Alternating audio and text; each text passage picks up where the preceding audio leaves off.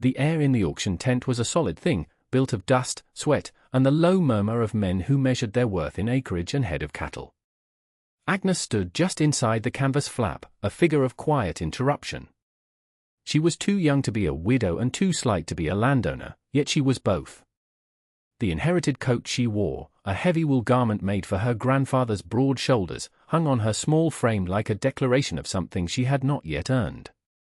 In one hand, she held a tightly rolled map, its edges frayed and stained with the faint, reddish dust of the high prairie. In the other, she cradled a small, heavy object of polished brass and glass, a static pressure meter, its needle resting at 0. No one else in the tent carried maps, and certainly no one carried scientific instruments. They carried ledgers in their heads, an encyclopedic knowledge of creek lines, grazing rights, and the subtle shifts in soil color that promised good grass. The men, their faces mapped by sun and wind, glanced at her, their eyes taking in the out-of-place coat and the strange brass tool before dismissing her as a stray, a piece of town grief that had wandered into a place of serious business. The auctioneer, Mr. Harmon, a man whose authority was as crisp as his starched collar, gave her a brief, almost pitying nod before turning his attention back to the crowd.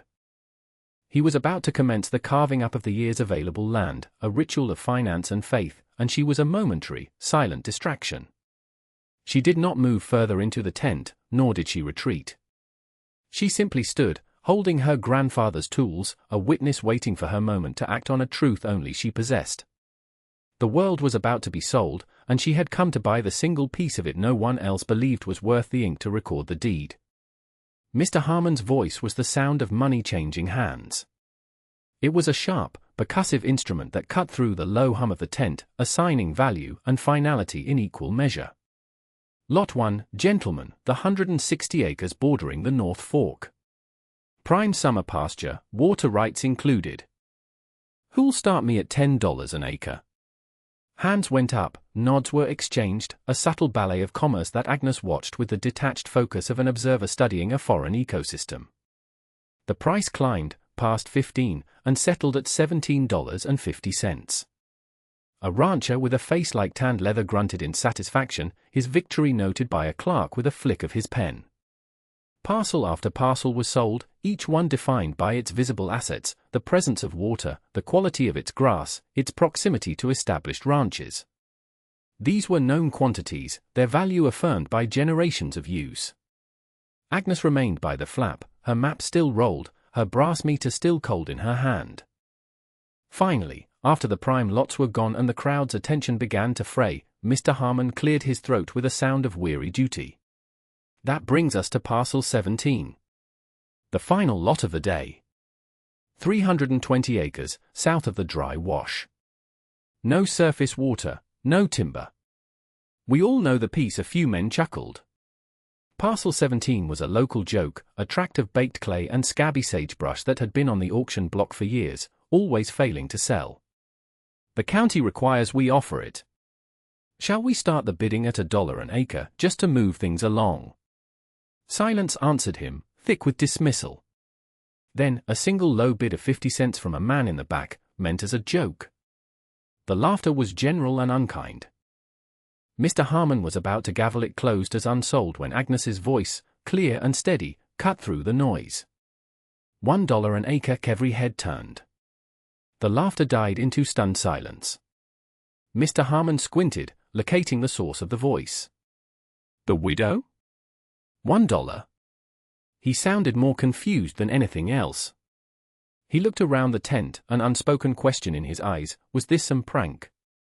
Was she unwell? Sold, he said, when no one else spoke, his voice flat with disbelief.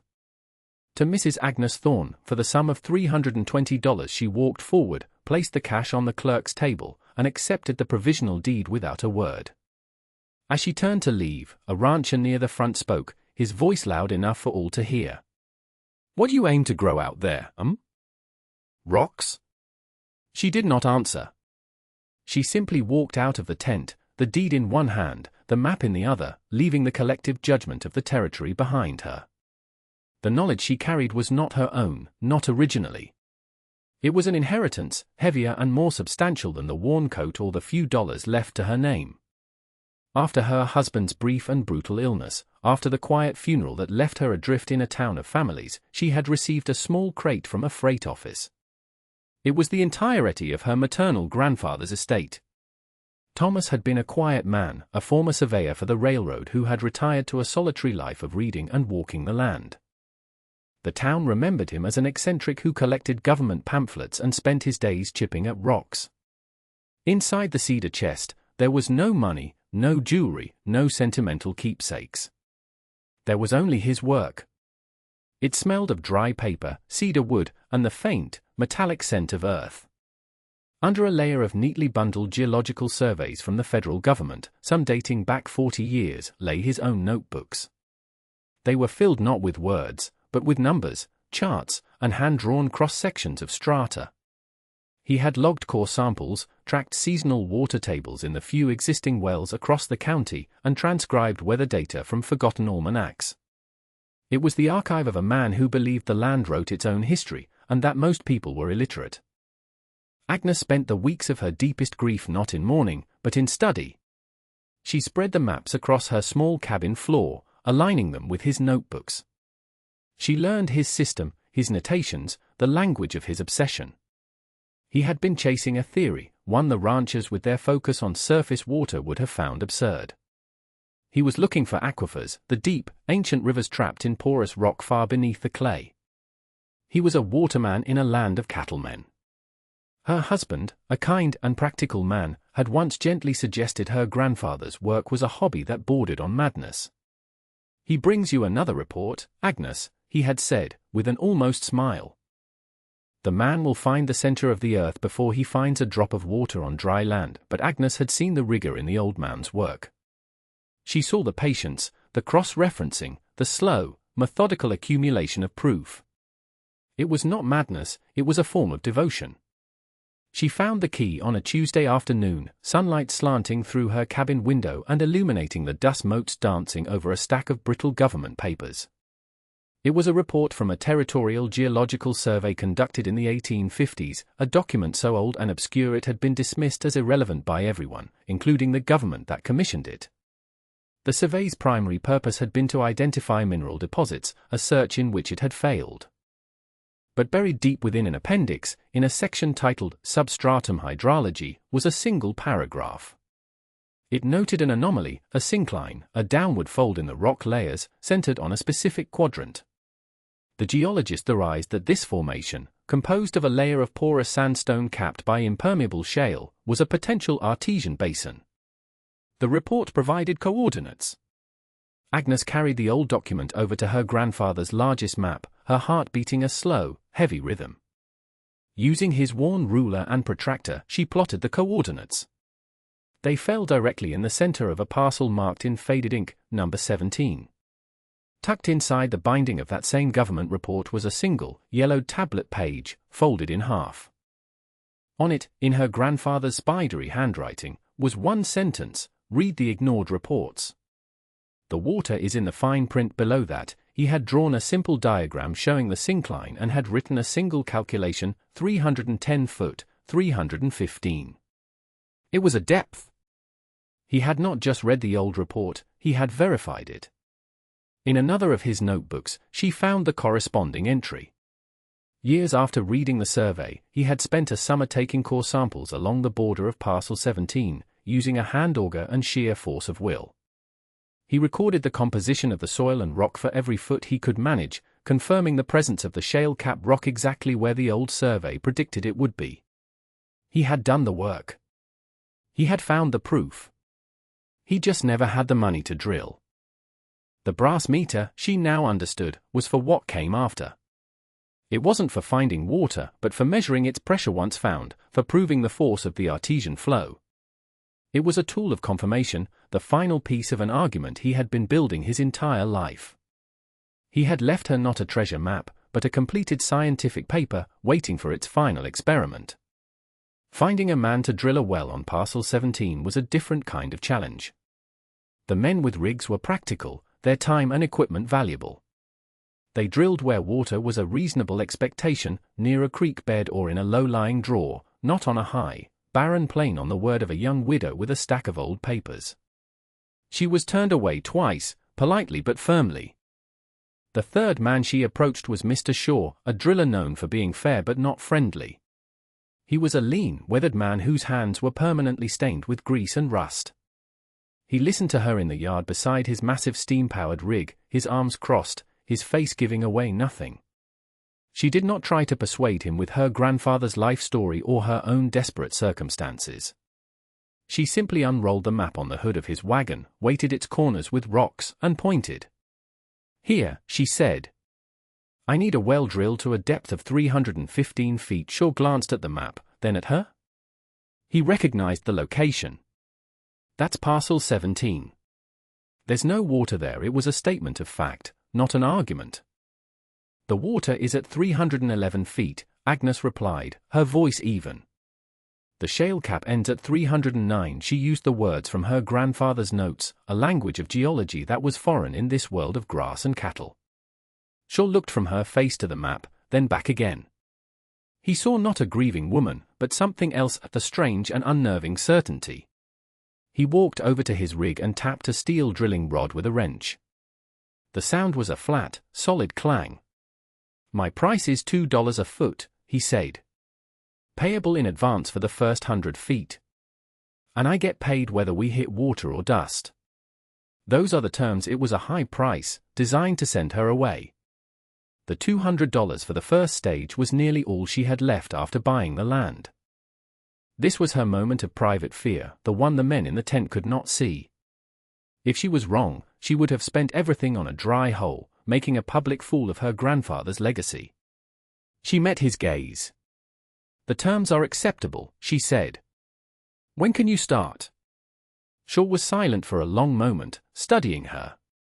He had seen all kinds of desperate gambles in his time, but this was different. This was not a gamble, it was an instruction. "Dawn," he said, finally. "I'll move the rig at dawn."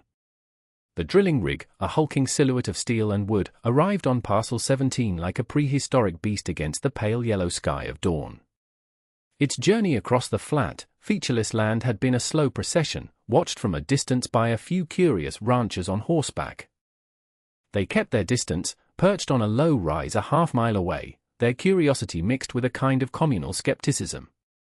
Mr. Shaw and his two-man crew worked with a practiced economy of motion, leveling the rig, firing the boiler, and positioning the derrick over the small wooden stake Agnes had driven into the hard-baked earth. The location was not chosen for convenience, it was the precise coordinate from the map. The work began with the rhythmic, percussive clang of the drill bit, a sound that carried for miles across the quiet prairie. For the first 50 feet, the earth that came up was dry, reddish clay, identical to the surface. Shaw would periodically stop the engine, pull the bit, and examine the tailings. He would look over at Agnes, who sat on a small stool a respectful distance away, the brass meter in her lap, and give a slight, almost imperceptible shake of his head. She never reacted, simply watched. By midday, they had passed 100 feet, and the clay began to be mixed with fragments of grey, flaky rock. Shale! Agnes felt a tremor of something, not quite relief, but the quiet satisfaction of a first confirmed fact. The work was slow, the ground hard. The sun beat down, and the air filled with the smell of coal smoke and hot metal. The audience on the ridge grew smaller as the day wore on, the novelty fading, the expected outcome of failure seeming ever more certain. They passed 200 feet. Then 250. The pile of shale fragments grew. The afternoon shadows began to lengthen. Shaw's crew worked without speaking, their movements a testament to hundreds of dry holes and a few good ones. At 308 feet, the sound of the drill changed. The rhythmic clang became a grinding, scraping noise. Shaw signaled his crew to stop. He examined the slurry that came up. It was all shale. He looked at Agnes. They were within her predicted range. The final few feet were the most expensive, the most fraught. He started the drill again, this time with a slower, more careful rhythm. At a depth Agnes's mind registered before the crew called it out, 311 feet, the rig shuddered. The percussive sound vanished, replaced by a sudden, shocking drop in resistance. The drill rod fell a full 2 feet on its own. Shaw killed the engine. The sudden silence was vast and absolute. For a long moment, nothing happened. Then, a low gurgling sound came from the mouth of the casing pipe. It was a sound no one had ever heard on this land. The water did not erupt in a dramatic geyser. It arrived the way truth does, quietly and without fanfare. First came a surge of muddy slurry, pushed up by the pressure from below. It spilled over the edge of the casing and soaked into the thirsty ground, a dark, spreading stain. Then the water began to clear.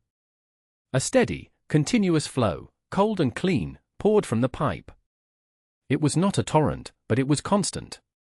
It ran over the dry earth, finding the lowest points, creating small rivulets that glistened in the late afternoon sun. Mr. Shaw knelt, dipped a tin cup into the stream, and drank.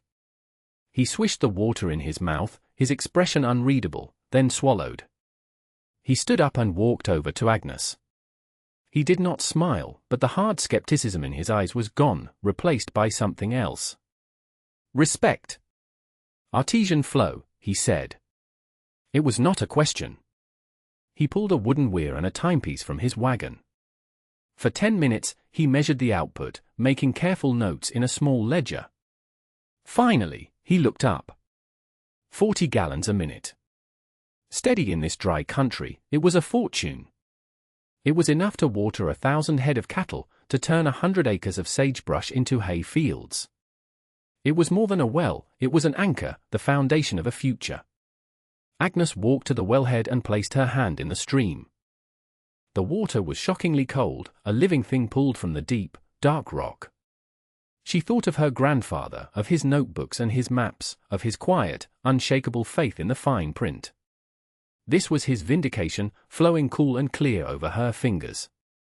The ranchers on the ridge had seen the rig go silent. They had seen Shaw and his crew stand still. Now, through their field glasses, they could see the dark, wet patch on the ground, growing larger by the minute. One by one, they turned their horses and rode away, not back towards town, but to their own ranches. There was nothing to say. The widow had been right. The slow reversal had begun, not with an apology or an admission, but with the quiet turning of horses on a distant hill. Years passed. The change on Parcel 17 was slow, organic, and undeniable. The single well became the heart of a new landscape. Agnes had a second, wider bore drilled, and the water was piped to a large, man-made pond at the low end of her property. What was once a cracked earth depression, home only to sun-baked stones, was now a small lake. Its edges softened with reeds and cattails, and in the spring, it drew waterfowl on their long migrations north. The sound of frogs in the evening was a new music on the prairie. From this reservoir, she leased water. The contracts were simple and fair. She charged by the gallon, and ranchers laid their own pipes to her property line. The income was steady. First, she paid off the drilling debt to Mr. Shaw. Then she began to pay down the mortgage on her small cabin in town. She did not build a grand ranch house on her land. Instead, she constructed a small, sturdy office of clapboard and tin, not far from the wellhead. It had one room, a good stove, and large windows that looked out over the greening land. Inside, she built shelves. On these shelves, she arranged her grandfather's legacy, the government reports, the notebooks filled with his precise script, the labeled core samples in their wooden trays. The brass pressure meter sat in the center of the main shelf, polished and silent, its purpose fulfilled and now transformed into a monument. The social landscape changed as slowly as the physical one. The initial shock wore off, replaced by a grudging, unspoken respect. The men who had laughed in the tent now bought her water without comment, the transactions handled with a quiet, businesslike formality. Their need was greater than their pride. Then, a new pattern began to emerge. It started with one of the younger ranchers, a man who had been a boy at the time of the auction. He came to her office one day, hat in hand, and asked if she would look at a survey map for a piece of land he was considering. He had heard the stories. He knew her well was not luck, but knowledge. Agnes charged him a small fee, and spent an afternoon cross-referencing the proposed parcel with her grandfather's archives. She found nothing of note, a simple, dried tract, and she told him so. He thanked her and bought a different piece of land. The story of that consultation spread. Soon, others came. They were the sons of the men who had dismissed her, a new generation with less pride and more pragmatism. They brought her their maps, their questions, their tentative plans. Agnes Thorne, the quiet widow with the strange tools, had become the county's unofficial hydrologist. Her office was no longer just a place of business, it was an archive, a library, a center of the one resource more valuable than land or cattle, certainty. Decades after the auction, a stooped, elderly man made his way slowly up the gravel path to Agnes's office. It was Mr. Harmon, the auctioneer. He had been retired for 10 years, a man whose crisp authority had softened into the frail transparency of old age. Agnes, now a woman in her middle years, her face showing the same quiet competence it had in her youth, saw him coming and opened the door before he knocked. She offered him a seat and a glass of the cold, clear water that had defined her life. He accepted it, holding the glass in a hand that trembled slightly. They sat in silence for a few minutes, the only sound the ticking of a clock on the wall. Finally, Harmon spoke, his voice thin but clear. "I came to make an apology," he said. He did not look at her, but at the shelves of books and records. "It's long overdue." Agnes waited. She knew this was not about forgiveness, it was about the speaker's need to set a record straight. "That day, in the tent," he continued, "I thought you were a fool. A grieving girl throwing away her last dollar on a piece of worthless ground. We all did." He took a slow sip of water. "We laughed. I let them laugh. I thought I was being kind, letting you have it for a pittance. The truth is, I was arrogant. We were all arrogant." He finally turned his eyes to her. "We valued land by what we could see on the surface. We looked for grass. You were looking at a different map entirely. You were reading a history we didn't even know was written. It wasn't you who was the fool, Mrs. Thorne. It was us. It was me." His gaze drifted to the shelf and settled on the brass pressure meter. "You didn't buy 300 acres of dirt. You bought a geological fact. And I failed to recognize the value of the evidence you held in your hand." It was the most honest thing she had ever heard a man in his position say. The apology was specific. He named his error. He acknowledged her knowledge. "There is nothing to forgive, Mr. Harmon," she said, her voice as steady as it had been at the auction. "You conducted the sale according to the rules." He shook his head slightly. "The rules of a world that was about to change. You just saw it coming." He finished his water, thanked her, and slowly made his way back down the path, a man who had finally balanced his own ledger. The legacy was not the water, nor the money it brought, nor the green land that bloomed in the arid basin. The true legacy was the method. It was the quiet, patient act of reading what others ignored. In her later years, Agnes became the mentor her grandfather had been to her, though she never met him. The office was her classroom, the archives her textbook. She was known not as a water finder, but as a teacher of a specific kind of seeing. Young men and, increasingly, young women came to her before they invested their family fortunes in land. They learned that a parcel story was told not just by its fences and contours, but by the dry, forgotten reports in government archives and the meticulous notes of a long-dead surveyor. One autumn afternoon, a young man sat across the desk from her. He was the grandson of the rancher who had shouted the question about growing rocks at her as she left the auction tent all those years ago. The young man was nervous, his hands twisting the brim of his hat. He had brought a map of a parcel his family was looking to acquire. Agnes looked at him, then at the map. She was an old woman now, her hair the color of winter frost, but her eyes were as clear and perceptive as ever. She saw the same mixture of hope and uncertainty she had felt herself, so long ago. She did not give him an answer. Instead, she stood, walked to the shelves, and pulled down a heavy, leather-bound volume, one of her grandfather's primary ledgers. She opened it on the desk next to the young man's map. "The answer isn't something I can give you," she said, her voice quiet but firm. "But I can show you how to find it for yourself." She pointed to a column of figures detailing soil composition and depth. "The story starts here." Then she did something she had not done in years.